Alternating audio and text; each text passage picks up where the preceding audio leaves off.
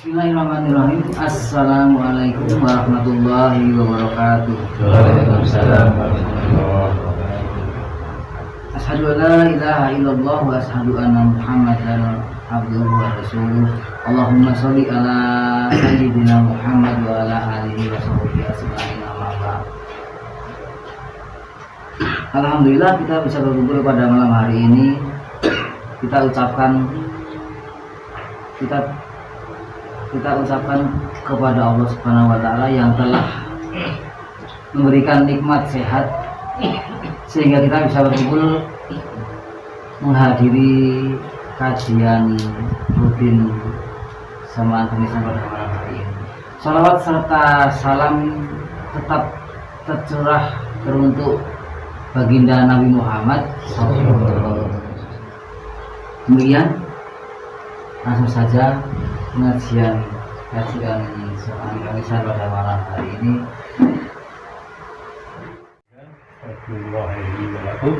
Alhamdulillah. Ya, alhamdulillah. Dia mau juga.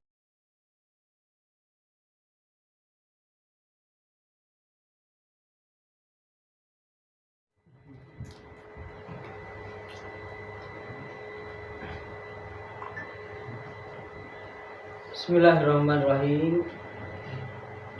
Assalamualaikum warahmatullahi wabarakatuh.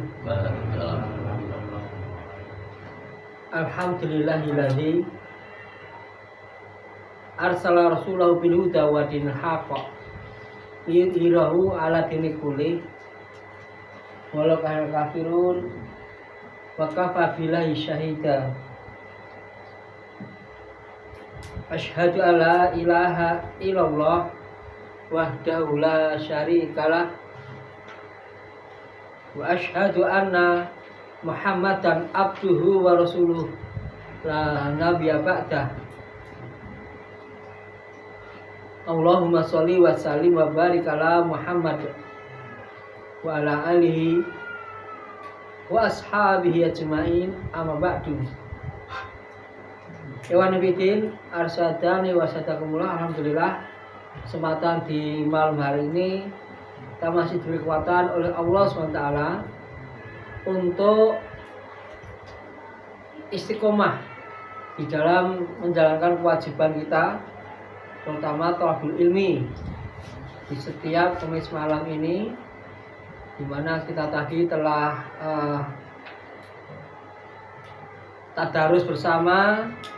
Dan mari kita lanjutkan untuk sesi yang kedua ini, pembacaan dari hadis Riyadhus Shalihin. Di dalam hadis yang ke-227, masih dalam bab yang ke-27, bab mengagungkan kehormatan kaum muslimin dan menjelaskan tentang hak-hak mereka serta mengasihi dan menyayangi mereka. Hadis yang ke-227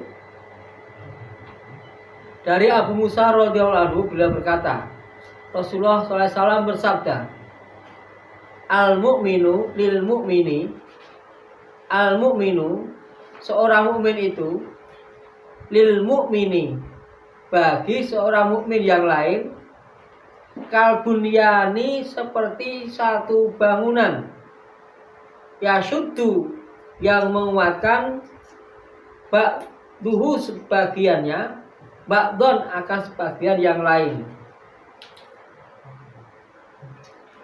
Wasyabaka dan beliau menjalinkan baina di antara asabihi, jari-jari beliau, tafanalai disepakati atasnya.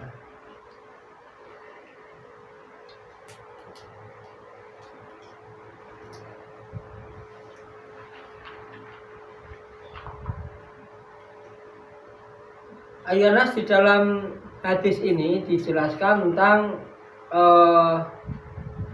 perumpamaan seorang mukmin selalu dengan seorang mukmin yang lainnya. Dalam hal apa? Dalam hal persaudaraannya, dalam hal kebersamaannya dalam segala sesuatunya. Seorang mukmin dengan mukmin yang lainnya adalah satu saudara. Nah, karena saudara itu ya tentunya dia itu bisa memberikan perlindungan pada saudara yang lainnya. Di sini dijelaskan sebagaimana satu bangunan. Ya. Kalau kita lihat bangunan itu seperti rumah ini ya. Rumah ini kan ada fondasi yang paling bawah itu, fondasinya dulu, kemudian setelah fondasi dibikin tiang-tiang atau cagak-cagaknya itu, soko gurunya tiangnya. Kemudian setelah ada tiangnya, ada atapnya, dilengkapi dengan dinding, dan kalau sudah bisa sempurna, nah dengan aksesoris yang lainnya, itu namanya bangunan seperti itu. Kalau bangunan ini satu dan lainnya semuanya itu sama pentingnya, saling menguatkan. Kalau hanya sekedar fondasi saja, ya, tidak ada artinya. Fondasi itu apa? Cuma berkeliling di bawah tok, tidak ada artinya. Nah, fondasi ada tiangnya. Tapi kalau ada tiang kemudian cuma tiang ditegakkan, tidak ada atapnya, tidak ada dindingnya, itu bukan rumah, bukan bangunan. Ya hanya fondasi dan tiang saja. Akan dilengkapi dengan adanya bagian-bagian bangunan yang lainnya. Sehingga kalau kita bikin satu perumpamaan ini, kalau kita istilahnya itu untuk guyonan itu ya. Nah, itu guyonan supaya orang tidak iren terhadap yang lainnya dalam satu persaudaraan muslimin ini atau sama orang beriman ini, itu ya. Kalau seandainya rumah ini atau bangunan ini tidak akur, itu terjadi iren seperti gambaran guyonan ini. Guyonannya apa? Umpamanya ini. Nah, yang paling atas namanya atap merasa sok sebagai yang paling penting. Wah, aku anu dhewe no, paling dipentingi dhewe aku. Hanya aku mergone kabeh do ngiyup nang isorku kok. Wah, aku hebat dhewe no. Setelah itu yang lainnya yang merasa juga lebih penting mengatakan apa gendeng kowe gekemaki tok. Aku iso tengkreng dhuwur ya mergane aku to. Aku iki mbok enciki lho. Aku mbok enciki wis dipaku karo ngisorku iki. Nah, ngisore jenenge usuk. Usuk ya muni-muni neh halah. Reng karo gendeng iki padha wae kowe kuwi. Oh, karemu dhewe to reng karo ndeng-ndeng. Ya aku iki lho, aku dipaku karo reng, ijek dipaku karo blandar wis rekoso to awakku iki ngono. Nah, terus blandar ya muni genti, kowe cah pati cerewet kabeh. Aku repot dhewe lho. Resone ndi-ndi go ditumpaki apa-apa ge aku di paku karo cagak-cagak. Nah, gak enek dindinge sisan. Cagak dinding juga protes. Hanya sampai pada yang protes apa itu? Pondasi alah kowe kabeh wis ketok, wis kaya ngono kuwi, jek ora bersyukur lah aku iki wis ra ketok. Ora ana wong ngerti. Nah, ditumplaki apa kabeh rane aku, kowe kena angin sithik ambruk, bruk rane apa-apane. Paling bisa saja aku lah. Akhirnya semuanya itu dari seperti itu. Ya, akibatnya apa? Ya bangunan itu roboh karena tidak ada saling menguatkan. Nah, maka jamaah rahimakumullah, kalau kita lihat bangunan itu akur seperti bangunan yang kita lihat di sekitar kita ini, di rumah kita ini atau di musola ini, masya Allah, ya semuanya kerjasama, semua itu penting. Ya, jadi tidak boleh kita ini merasa paling hebat sendiri, udah yang lainnya dikecilkan, direndahkan gitu. Ya kalau dalam satu jamaah merasa paling hebat sendiri. Nah, sing maju kono-kono terus liyane dientengi ra pernah dikai posisinya atau yang jadi kroni-kroninya, jadi orang kesenangannya saja yang dibiarkan terus. Sementara yang orang-orang yang dianggap biasa atau mungkin yang berseberangan pola pikirnya itu dikiwake, tidak pernah diajak. Nah, seperti itu namanya apa namanya? Bukan jamaah. Ya, karena orang beriman itu harus berjamaah, saling menguatkan semuanya. Ya, satu dan lainnya itu ya sampai Nabi itu membuat apa? Gambarannya itu selain dengan bangunan itu kemudian beliau tasbih itu ini menautkan antara jari-jari menjalinkan seperti ini. Nah, saking kuatnya perjalanan seperti ini loh, kokoh seperti ini.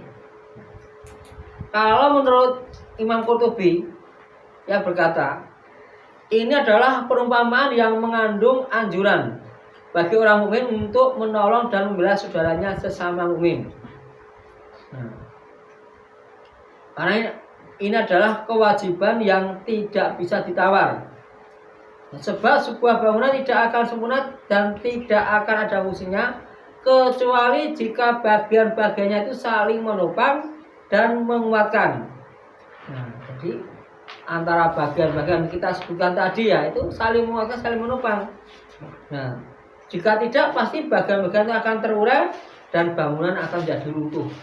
Kalau sudah roboh bangunan itu tidak ada fungsinya lagi. Nah, begitu pula dengan orang mukmin ini, urusan agama dari saudara dan dunianya tidak akan tegak melainkan dengan bantuan, dukungan dan pertolongan dari saudaranya. Jika tidak, pasti orang mukmin tidak akan mampu menunaikan kemaslahatannya dan tidak mampu menanggulangi mara bahaya.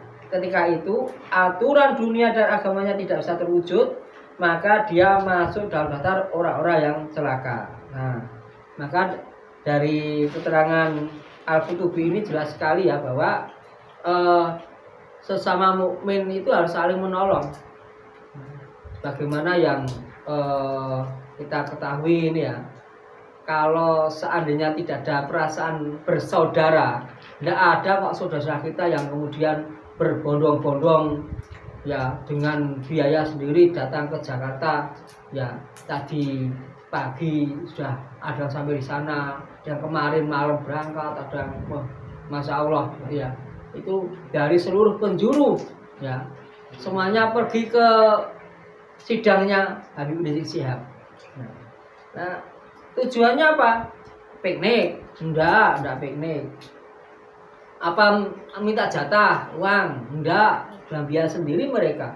Lalu untuk apa? Karena solidaritasnya itu tinggi. Nah, saudaranya dindolimi, saudaranya sama muslim ini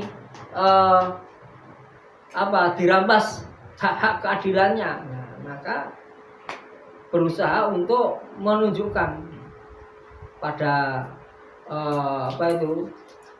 pada dunia bahwa mukmin sudah bersatu dari manapun, bahkan ya dari seluruh penjuru Indonesia ini ya, entah mereka tuh ada yang bergelombol-gelombol atau banyak dan cuma beberapa orang tidak masalah, tapi itu menunjukkan kalau memang adanya persatuan mukmin ini.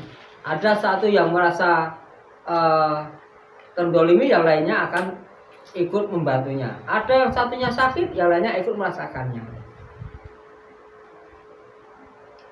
Itu untuk hadis yang ke-227.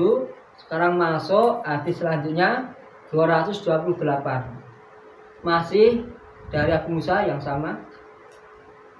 Dari Abu Musa radhiyallahu anhu, beliau berkata, Rasulullah SAW bersabda, man, barang siapa marro, lewat fi syai'in, pada salah satu min dari masajidina, masjid-masjid kami, au atau aswakina, pasar-pasar kami, wa ma'ahu, dan bersamanya itu nabelun anak panah,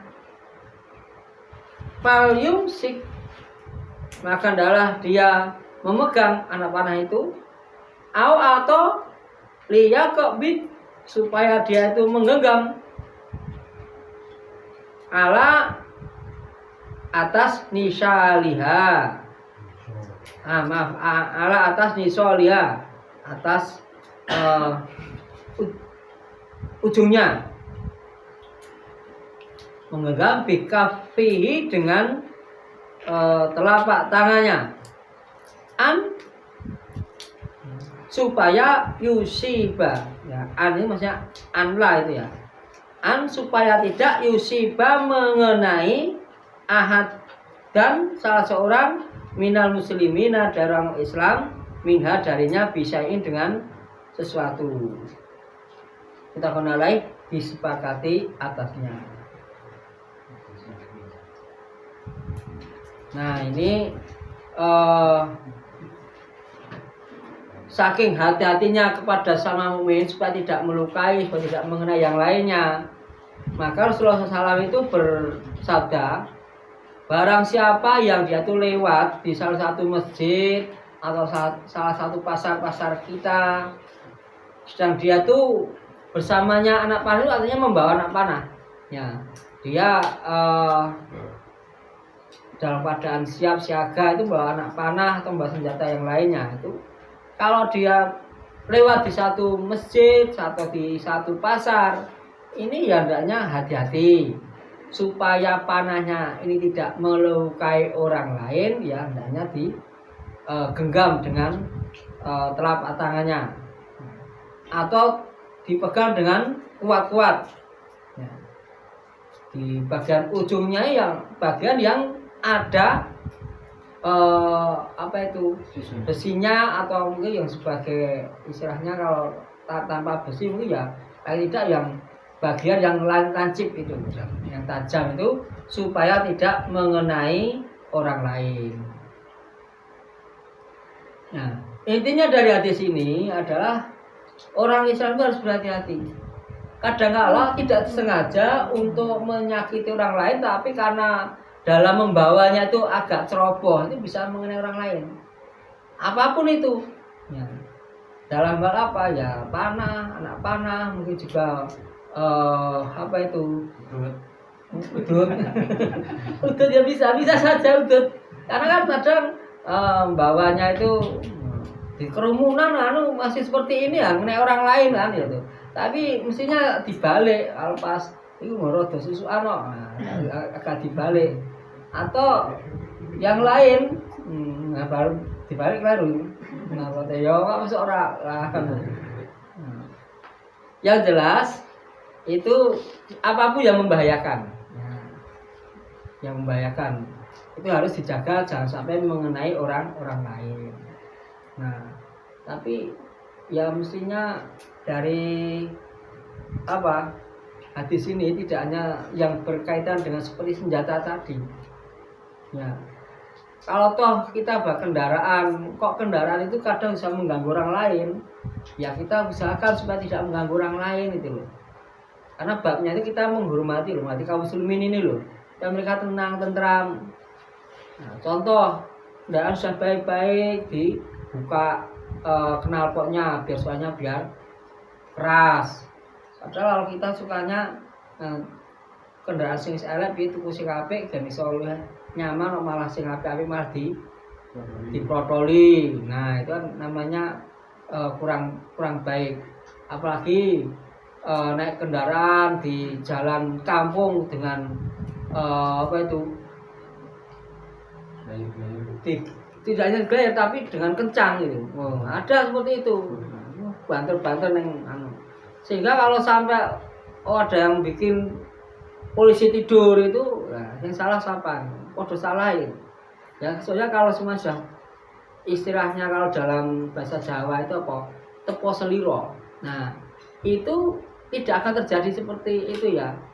Nah, wong kampung gawe polisi tidur supaya ini genora banter-banter. Nah, itu karena sudah tepo seliro. Oh, aku mlaku kok yen aku pak kendaraan ngene iki banter-banter ya kok pomone sing liwati anakku apa ya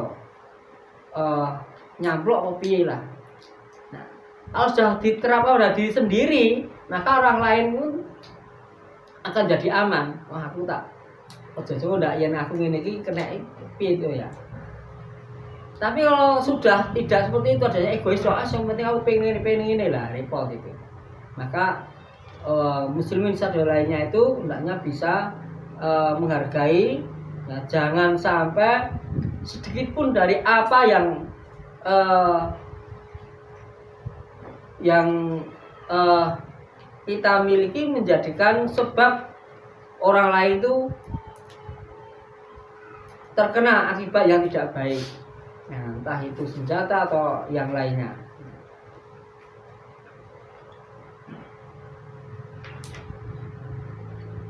Kemudian untuk yang ke-229 dari An-Nu'man bin Bashir, beliau berkata, Rasulullah SAW bersabda, masalul mu'minina, perumpamaan orang-orang mukmin, fitawat dihim, di dalam saling mencintai mereka,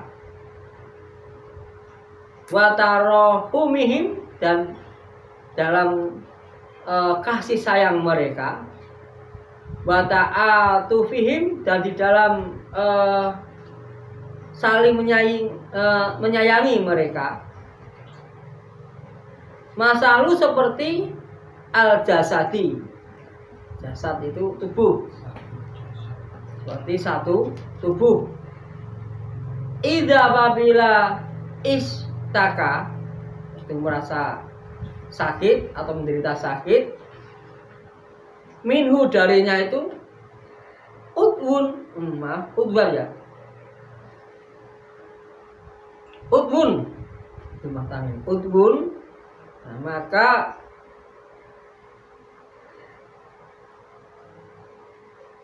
idza apabila istaka, menderita,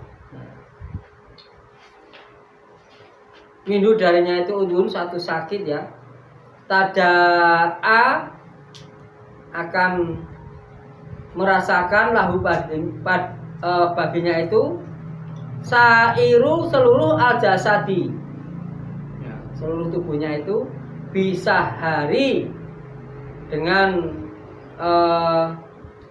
tidak bisa tidur, itu sahar, wal huma, dan dengan panas atau demam, itu akan lain disepakati atasnya.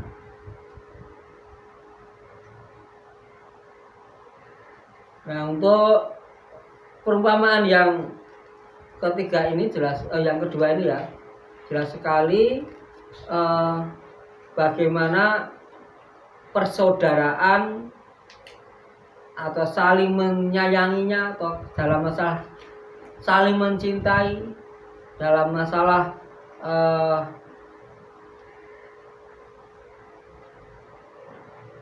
apa itu, perasaan satu dengan yang lainnya dalam masalah muslimin ini bahkan satu tubuh, satu jasad.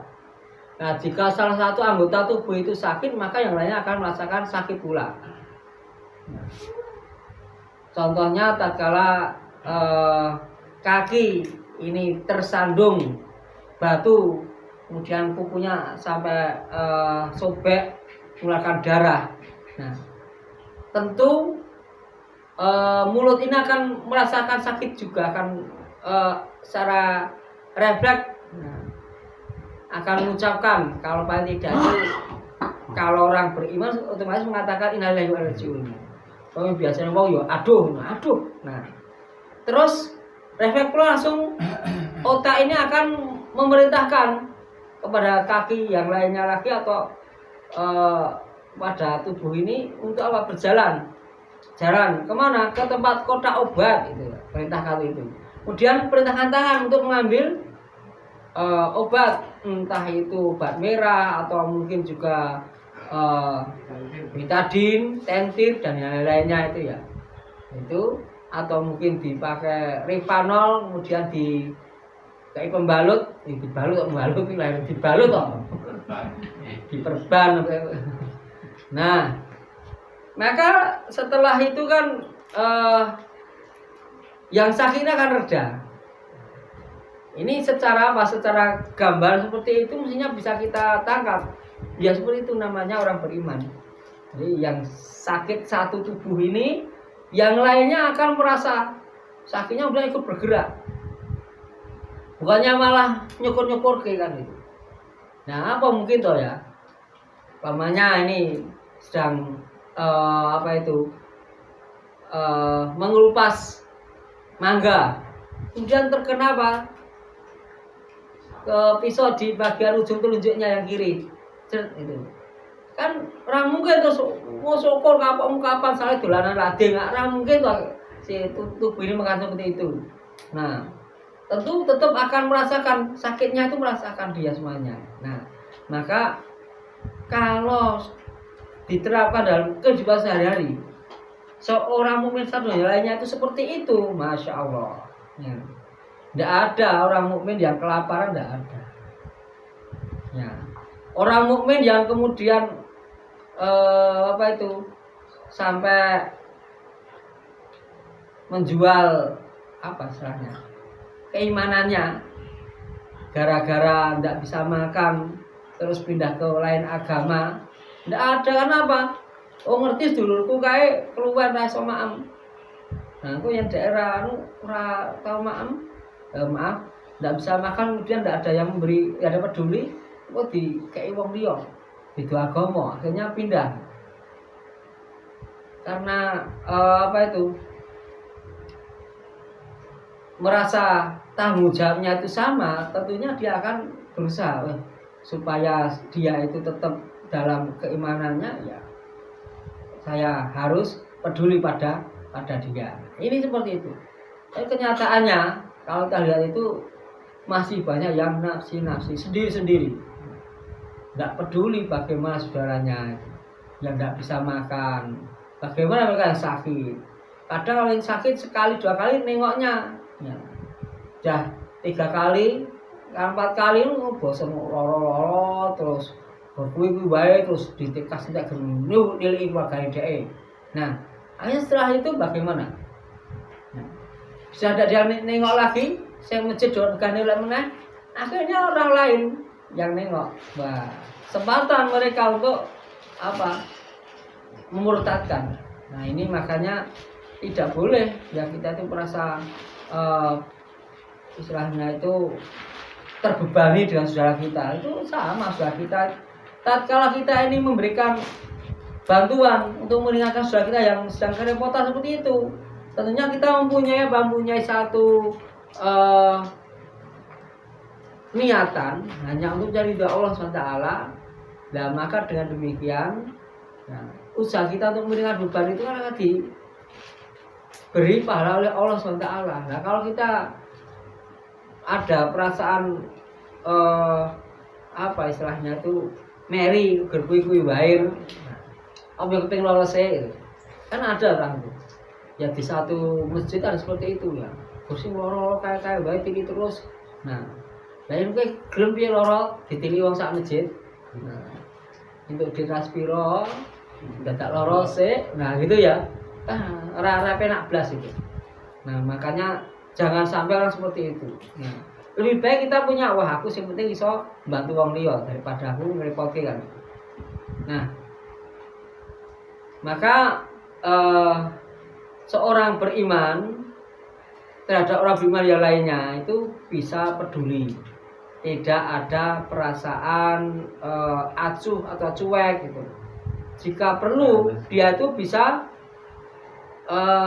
mencari, tidak harus menunggu untuk dimintai atau apa ya, harus secara aktif itu mencari. Oh iya, dulurku sing anu pi sing butuhke bantuan sapa. Karena orang beriman yang bagus itu meskipun dia itu kekurangan, tetapi dia itu bisa menjaga diri, keperwiraannya, dia tidak akan minta-minta. Semoga Bapak kita sendiri kita tutup dengan bacaan untuk majelis dan hamdalah. Subhanallahumma wa bihamdika asyhadu an la ilaha illa anta Astagfirullahaladzim. Alaihi